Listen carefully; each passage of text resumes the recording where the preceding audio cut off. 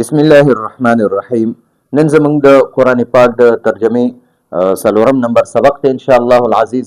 نن به مونږ سوره فاتحه وایو. دا سورت چې کنه سورت دا مضاف ته دا لږ تاسو ځان سره دا کم طلبا دي هغې لږ په دې ځان پوهه کوي. سورت مضاف ته او دا الفاتحه چې ده دا مضاف الیه دی. مضاف الیه ٹھیک شو جی، دا مضاف الیه دی. او همیشه لپاره د سورتونو نمونه مضاف الیه راځي. حاجی نو موږ وایو سوره فاتحه، سوره فاتحه، سوره الفاتحه. ٹھیک شو. دا مکی سورت ته مکه مکرمه کې نازل شوی دی. په دې کې آیاتها 7 او آیاتونه دي، او آیاتونه دي او ورکوعها واحده چې او یو رکوع ده پکې، یو رکوع ده او او آیاتونه دي پکې، او آیاتونه دي. یعنی اکثر دا چې کوم شافعیان دي هغه وایي چې یاره بسم الله الرحمن الرحیم سره او آیاتونه دي. او زمونږ د احناف په نسبت باندې الحمدلله رب العالمین یو آیات شو، الرحمن الرحیم دویم آیات شو، مالک یوم الدین دریم شو، ایاک نعبد و ایاک نستعین څلورم شو، اهدنا الصراط المستقیم پنځم شو، صراط الذین انعمت علیهم دې ځای پورې دا شپږ آیاتونه شو، او غیر المغضوب علیهم ولا الضالین پورې دا او آیاتونه شو. صحیح دی جی. نو نن به انشاءالله موږ صرف د دریو آیاتونو ترجمه کوو. سوره فاتحه چې ده کنه ترتیب عثماني مطلب دا دی چې د تلاوت کم ترتیب دی کنه چې کم حضرت عثمان رضی الله عنه کم مصحف تیار کړو دا اوس چې نن سبا موږ کم قرآن پاک کې سبق وایو نو د قرآن پاک ته ترتیب عثماني ورته وایي، یا دې ته وایي د قرآن پاک د تلاوت ترتیب. د قرآن پاک د تلاوت ترتیب دا دی چې اول به الحمد وي، بیا به هغې نه پس الف لام میم وي، بیا به پسې سوره آل عمران وي. دې ترتیب باندې به ځي. نو دا د قرآن پاک دغه ترتیب دی د تلاوت ترتیب بیا وي او د نازلېدو ترتیب بیا وي. یعنی نازل شوی په دې ترتیب باندې نه وي، په کوم ترتیب باندې چې موږ تلاوت کوو په دې ترتیب نه وي. په دې کې بعض سورتونه دي هغه پوره آیت نازل شوي دي، بعض چې دی هغه کې یو آیات دوه آیاتونه داسې نازل شوي دي، درې آیاتونه پکې نازل شوي دي، رکوع پکې نازله شوې ده. نو سوره فاتحه چې ده نو دا د ترتیب عثماني یا د تلاوت په ترتیب باندې دا د اول نمبر دی، ایک نمبر. اول مونږ به ایک نمبر باندې به مونږ چې قرآن پاک شروع کوو نو الحمدلله رب العالمین دا سوره فاتحه به وایو. ټیک شو جی.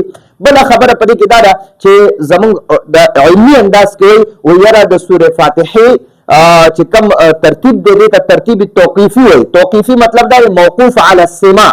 لکه څنګه چې د رسول الله صلی الله علیه وسلم نه صحابه اوریدلی دي چې یاره دا صورت نه دا صورت اول ولیکئ، دویم ورپسې دا ولیکئ، دریم ورپسې دا صورت ولیکئ، څلورم ورپسې دا ولیکئ. نو نبی علیه السلام چې صحابو ته کوم ترتیب ښودلی دی، کوم ترتیب، نو هماغه ترتیب باندې سوره فاتحه اول راغلی ده.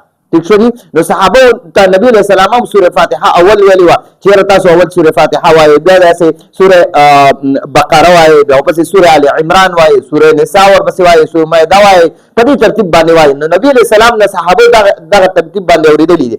نو دې ته ترتیب توقیفي م وایي، ترتیب عثماني م ورته وایي، او ترتیب تلاوت هم ورته وایي. چې د تلاوت ترتیب دا دی چې اول به مونږ قرآن پاک تلاوت شروع کوو، اول به سوره فاتحه شروع کوو. ټیک شو جی. او ترتیب نزولی چې کله دا نازل شوی په کوم چې څو نمبر باندې دا نازل شوی دی. نو اول چې اول سوره علق په 13مه سپاره کې اقرأ بسم ربک الذی خلق الانسان من علق دا نازل شوی دی. 15 آیاتونه اول دا نازل شوی دي. بیا د هغې نه پس سوره مزمل نازل شوی دی، بیا ورپسې بل یو سورت نازل شوی، بیا ورپسې سوره مدثر نازل شوی دی، یا ایها المدثر قم فانذر وربک فکبر. د سوره مدثر نه پس بیا سوره فاتحه نازله شوې ده، او د دې سوره فاتحه نه پس بیا سوره لهب نازل شوې، تبت یدا ابي لهب وتب.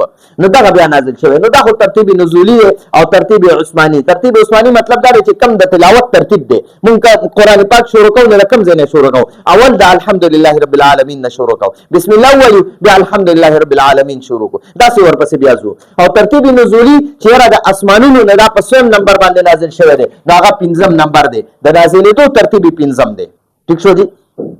بله سوره فاتحه چې ده کنه سوره فاتحه د دې ډېر نومونه دي. یو خو د سورة الفاتحه، سورة الفاتحه. ٹھیک شو جی.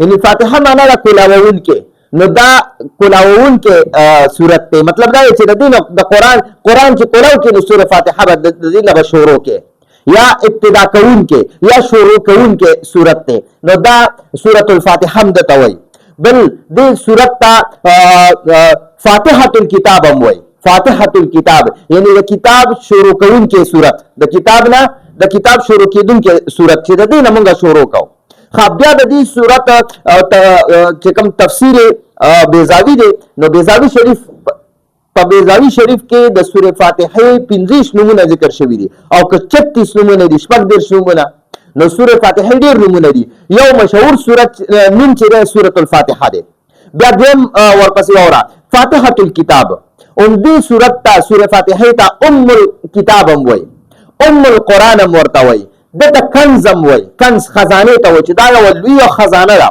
ټیک شوه دته وافیه هم وایي دته کافیه هم وایي سورة الاساس هم ورته وایي او د ده مشهور نوم سورة الفاتحه ده او سورة الشفا هم ورته وایي سورة الشفا یعنی د هر مرض شفا الله پاک په سوره فاتحه کې ایښې ده د مرګ نه علاوه د کوم څیز دپاره هم چې ته سوره فاتحه نن سوره فاتحه چې ده دا درې ځلې وي درې ځل بسم الله الرحمن الرحیم سره او په هغه مریض باندې دم کې چې د مرګ نه علاوه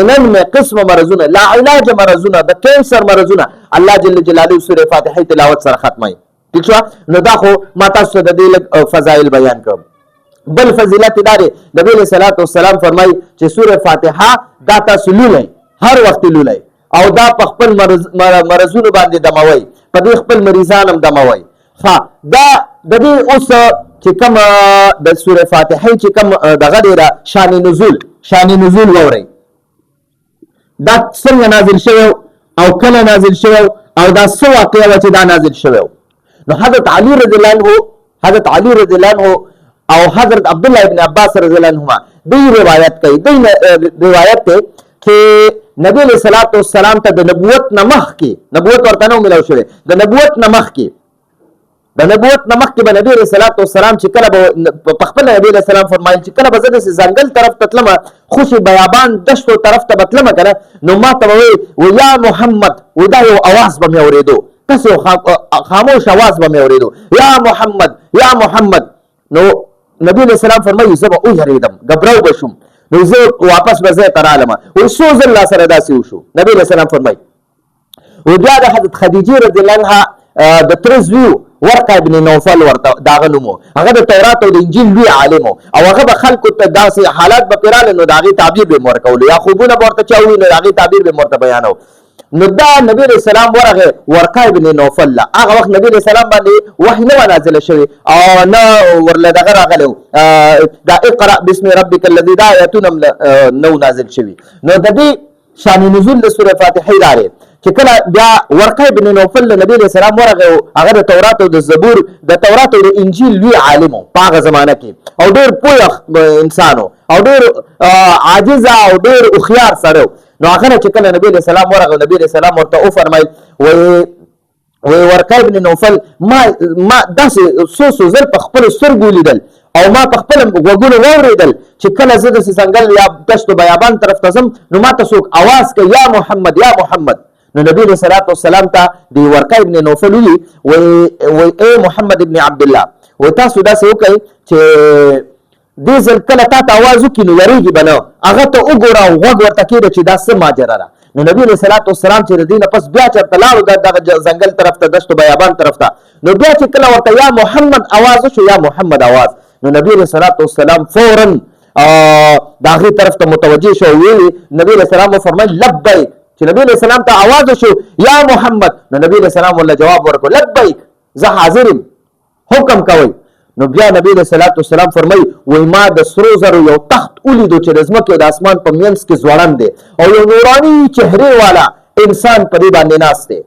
یو نوراني چهرې والا کس په دې تخت باندې ناست دی او د سرو زرو تخت او د ځمکې او د اسمان په منځ کې ځوړند دی نو نبی علیہ السلام فرمایي وای بیا ته ما تپوس وکړو چې ته څوک یې وای ما ته وایي زه جبریل علیه السلام یم او ما ته وایي چې ما پسې ووایه اشهد ان لا اله الا الله واشهد ان محمد رسول الله نو نبی علیہ السلام فرمایي ما پسې وی اشهد ان لا اله الا الله واشهد ان محمدا عبده ورسوله و دا مې پسې ویل وی بیا راته وایي چې الحمدلله رب العالمین ووایه. جبریل علیه السلام وایي ما ورپسې الحمدلله رب العالمین ووایي. بیا الرحمن الرحیم وایي ما ورپسې الرحمن الرحیم ووایي. بیا راته وایي مالک یوم الدین وایي ما ورپسې مالک یوم الدین ووایي. نو پوره صورت ولا ضالین پورې راته همداسې ووایي. نو بیا د هغې نه پس خو دا یاد وساتئ، ګورئ دا اوله وحی نه وه، دا صرف ورته جبریل علیه السلام کلمه شهادت وفرمایل او بیا ورته را سوره فاتحه پورا تلاوت کړه. ٹھیک شو جی. نو دا د سوره فاتحه شان نزول. بل د دې صورت نه دی، صورت د دې ډیر نمونه دي، ما خو تاسو ته وی کافیه، فاتحه الكتاب، ام الكتاب، ام القرآن، کنز، وافیه، کافیه، اساس. خو یو نوم دی السبع المثانی.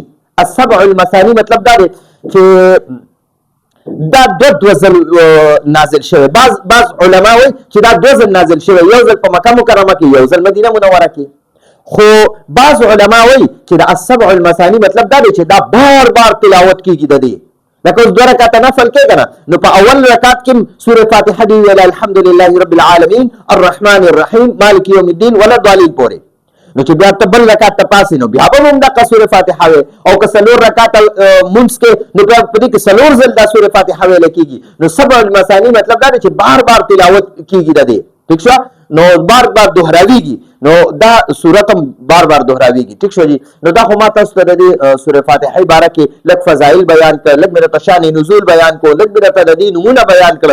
او سوره فاتحه چې ده که نه یاد وساتئ د ټول اسماني 104 اسماني کتابونه نازل شوي. دا 4 پکې غټ غټ کتابونه دي، تورات، زبور، انجیل، قرآن مجید، او دا 100 پکې صحیفې دي. نو د دې ټولو کتابونو د 103 د 103 کتابونو نچوړ او خلاصه هغه قرآن شریف دی، قرآن پاک دی. او بیا د ټول قرآن پاک خلاصه هغه سورة الفاتحه کې ده، سورة الفاتحه کې. او بیا د ټول سورة الفاتحه خلاصه چې ده کنه بسم الله الرحمن الرحیم کې ده. او بیا د ټول بسم الله الرحمن الرحیم خلاصه په دې با کې ده. با د بسم الله په شروع کې راکمه بی ده کنه، په دې بی کې د ټول قرآن خلاصه ده، د ټول سوره فاتحه خلاصه ده، او د ټول قرآن خلاصه سوره فاتحه ده.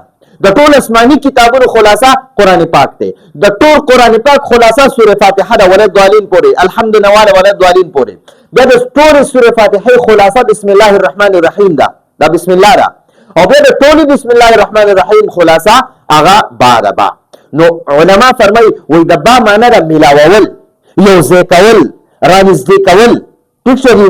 نو دا قرآن پاک چې ټول څومره دی کنه دا انسان الله ته رانږدې کوي، الله ته قریب کوي، الله سره ملاوي. څومره د الله نافرمانه دي هغه د قرآن تلاوت کوي، نو دا الله ته نږدې کیږي، د دې الله سره تعلق جوړیږي. نو سوره فاتحه چې دا ټول قرآن پاک دا انسان الله ته نږدې کوي. ٹھیک شو جی. او کوشش وکړو چې مونږ دا ترجمه چې دا ان شاء الله صحیح طریقې سره یادو. زه به کوشش کوم علمي خبرې به درته پکې نه کوم، علمي بحث به نه کوم، دا به زه د عوام هم ته فایده حاصلوي او مونږ ته هم فایده حاصلېږي، علما او طلباو ته هم ته فایده حاصلېږي. کوشش به زما دا وي چې آسان خبرې پکې کوم، او کم صیغې پکې کم استعمالېږي هغه پکې یو نیم بحث به د هغې کوو. نو اوس مونږ وایو الحمدلله رب العالمین الرحمن الرحیم مالک یوم الدین. د دې درو آیاتونو به لفظي ترجمه مختصر تفسیر کو. نو ګورئ الحمد کې نه یو دا ال دی، ال، او بل دا حمد دی. نو دا ال معنی دا ټول په ټول، یا تمام په تمام. ٹھیک شو. یا داسې به هر یو. نو دا الحمد دا الف لام چې دی کنه نو دې ته علمي اصطلاح کوي یاره دا الف لام استغراقي دی یا دا الف لام جنسي دی. بس نور خبرې ورته نه کوم. استغراقي څه ته وایي، جنسي څه ته وایي، عهد خارجي څه ته وایي، عهد ذهني څه ته وایي، هغې باندې طلبا او علما پوهېږي. خو صرف د عوامو دپاره دومره دویمه چې دې الف لام ته یا استغراقي وایي یا ورته جنسي وایي. ټیک شوه. خو د دې الف لام معنی ده ټول. او حمد تعریف ته وایي، حمد تعریف ته وایي، یا حمد ثنا ته وایي، ثنا، یا د حمد ستاینې ته وایي، ستاینه.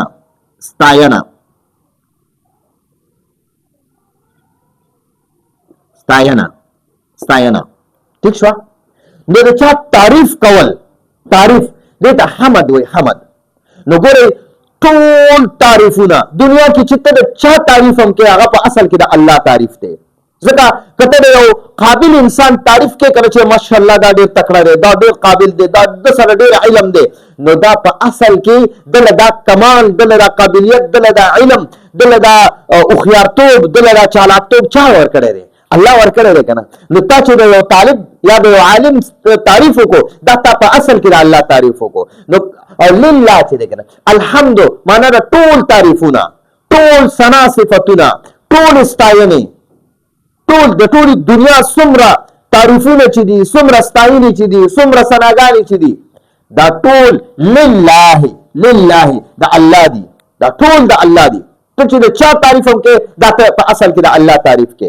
نو د لله معنا دا یو دی کې دا لام جاره دی، دې ته مونږ وایو لام جاره، لام جاره، ٹھیک شو.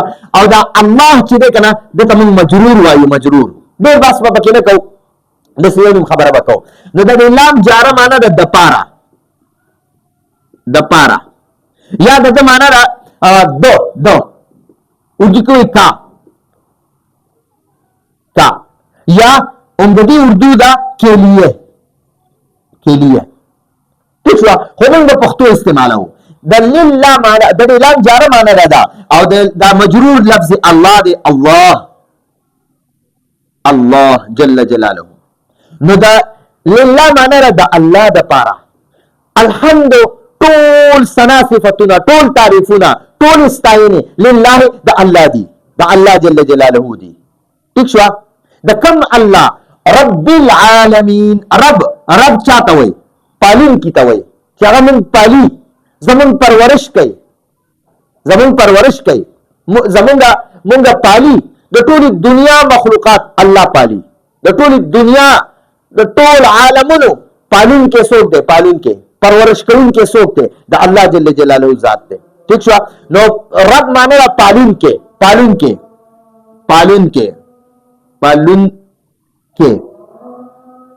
کې، ٹھیک شو.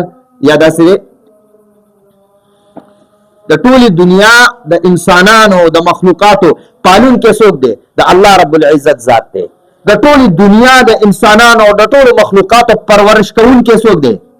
پرورش کوون کې. د رب معنی سره پرورش کوون کې.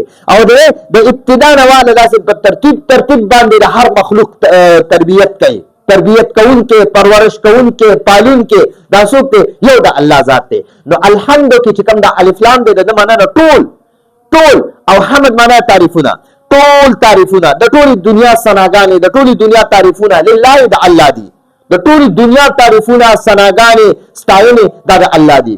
او د کوم الله رب العالمین، رب معنا چې پالون کې دی، پرورش کوون کې دی. العالمین د ټولو جهانونو، عالمین چې دی کنه د عالم جمع ده، د عالم جمع سره عالمین. او دې ته مونږ وایو جمع مکسر، جمع سالم، جمع مذکر سالم، دې ته جمع مذکر سالم وایي. عالمین معنی دا د ټولې دنیا عالمونه، یعنی ټول عالمونه، عالمین چې دی کنه عالمین په دې کې یو عالم او عالم اولوي. الله پاک رب العالم نه دی، رب العالمین دی. ګوره یو عالم انسانان دي، دا انسانان یو عالم دی. جنات دا دویم عالم شو، فرشتي دا دریم عالم شو، نور دا څلورم عالم شو، او سپوږمۍ دا بل عالم شو، ستوري دا بل عالم شو، ځنګلونه بل عالم شو، زناور بل عالم شو، دغه شان نباتات، جمادات، دا ټول څیزونه چې دي دا ځان له یو عالم دی. ٹھیک شو. نو بعض کتابونو کې راځي چې الله پاک اتلس زره عالمونه پیدا کړي دي، اتلس زره مخلوقات پیدا کړي دي. نو هر مخلوق ځان له یو عالم دی. بعض کتابونو کې راځي چې 2 لک مخلوقات دي. نو هر یو مخلوق ځان له یو عالم دی. نو ګوره د هر عالم، د هر مخلوق پرورش کوون کې څوک دی؟ تربیت کوون کې څوک دی؟ پالون کې څوک دی؟ ساتون کې څوک دی؟ الله رب العزت.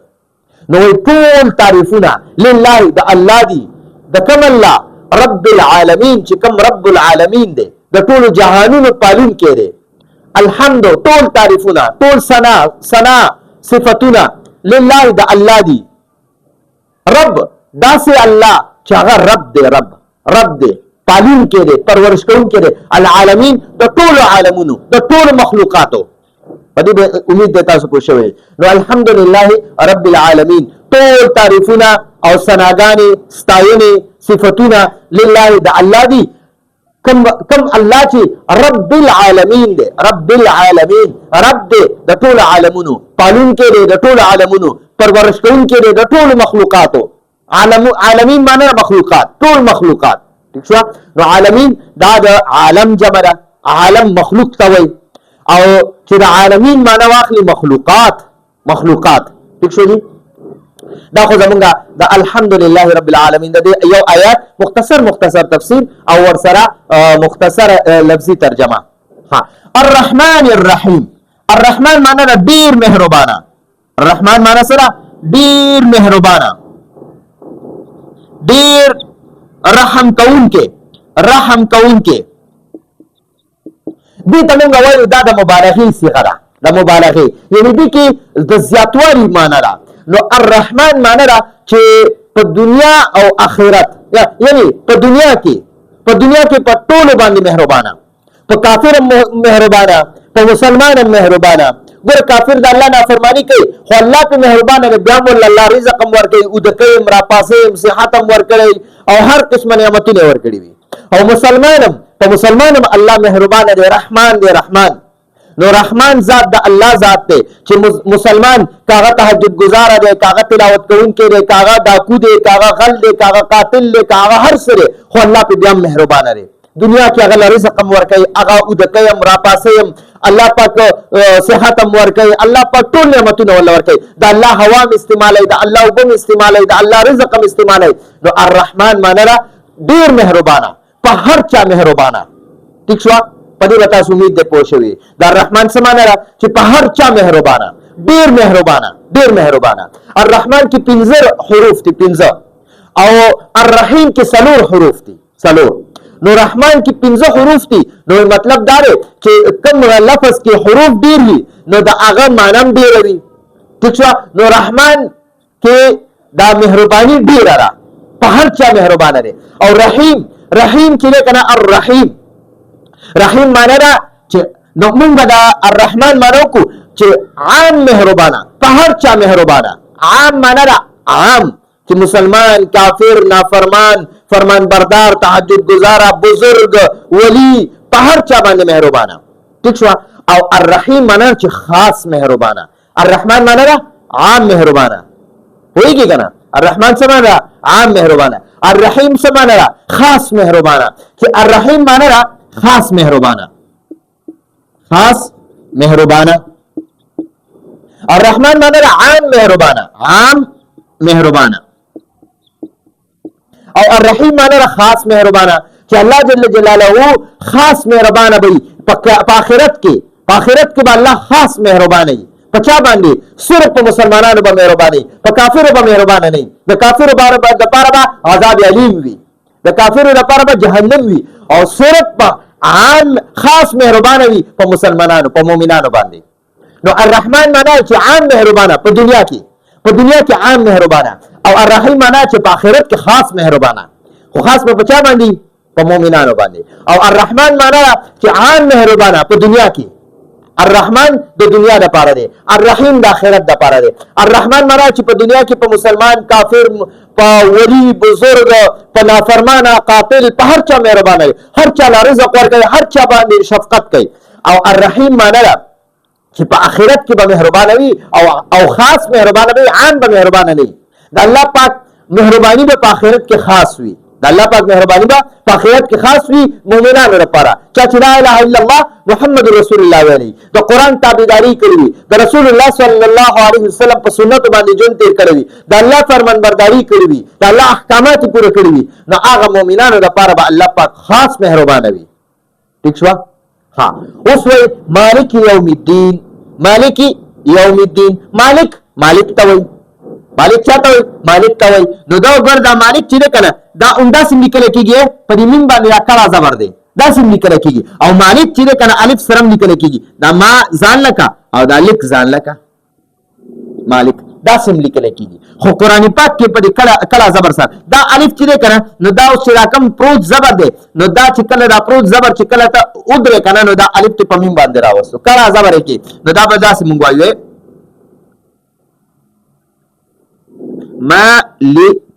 مالکی.